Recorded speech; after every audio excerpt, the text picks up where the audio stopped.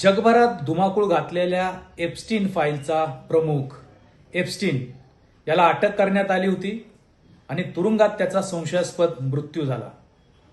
आजही लोक म्हणतात की एप्स्टीनला व्यवस्थित मारून टाकण्यात आलं, कारण त्याचे पुरावे, त्या संदर्भात अडकलेल्या लोकांचे सगळी माहिती जगासमोर येऊ नये.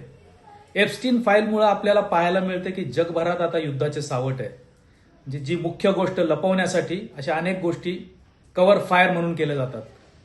महाराष्ट्राचा एप्स्टीन हा भोंदू बाबा अशोक खरात हाही अनेक हाय प्रोफाईल लोकांच्यामुळं आणि त्यांच्या संदर्भातले जे काही सगळे आर्थिक व्यवहार आहेत, जादूटोणा आहे, वेगवेगळ्या गोष्टी आहेत, त्यामुळे तो अडचणीत सापडलाय. बाकीचे लोकही अडचणीत सापडतील अशी परिस्थिती आहे.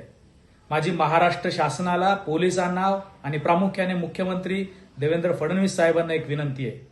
जोपर्यंत या गोष्टीचा सोक्षमोक्ष लागत नाही, शेवटपर्यंत तपास व्यवस्थित होत नाही, त्यामुळे याच्यात हे सगळ्या ज्या गोष्टी बाहेर येत नाहीत, तोपर्यंत या महाराष्ट्राचा एप्स्टीन भोंदू बाबा अशोक खरात याच्या या सगळ्या गोष्टींची काळजी घेऊन तपास व्यवस्थित केला पाहिजे.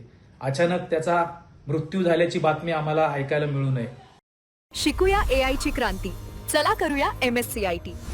आजच नजीकच्या MSCIT केंद्रात आपला प्रवेश निश्चित करा.